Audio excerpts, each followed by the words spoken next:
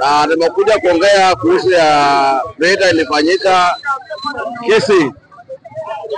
Ile vita ilifanyika Kisii, mimi nasema ni sawa mulianza, lakini mjui mwanza vita na nani na kina nani. Kwa hivyo hiyo vita jaribuni azeni, kama unajua tutamaliza. Kuanza vita sio kumaliza vita. Hapo watu wakisema maliza na nyinyi. Naenda Mount Kenya. Mount Kenya naona nyinyi mnasherekea, mnamtaki basa hii, mnasema Raila anaharibu Kenya.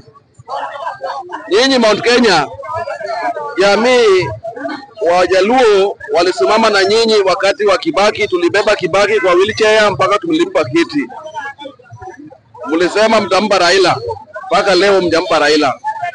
Ulikuja tukakapigania Ruto Kibaki tena mpaka kuwa kwa president. Sisi kama jamii wa Jaluo tumesimama, mnataka tufanye nini kama sasa tumeunga Ruto? Mimi nasema Raila ako right kuunga Ruto. Kwa sababu gani? Ruto alisimama na Raila 2007. Alisimama naye bila kubabaika. Huyo Ruto tena akasimama na Raila wakati alikuwa anataka kiti ya nje. Kwa hivyo lazima Raila simame na Ruto. Wewe ambao unasema Raila aende Bondo, wewe kwako wenyewe mende mkushinda kulinda, hujawahi hata kuongoza hata mende kwako, na unasema Raila ni mbaya, anachoma Kenya.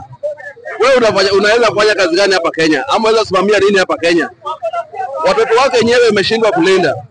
Kwanza kitu ujue, wakati unaongea juu ya Raila, ujue Raila kuna 80 years. Raila kuna 8 years. Wewe ambayo hata miaka yako hujafika hata 25 ama 30, una jambo ya kuongea juu ya Raila.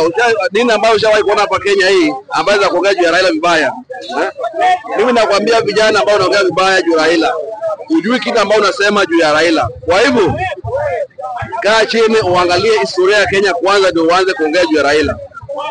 Kwa hivyo wacheni mambo yenu, si mara mambo ya ujinga hiyo. Asanteni Mungu.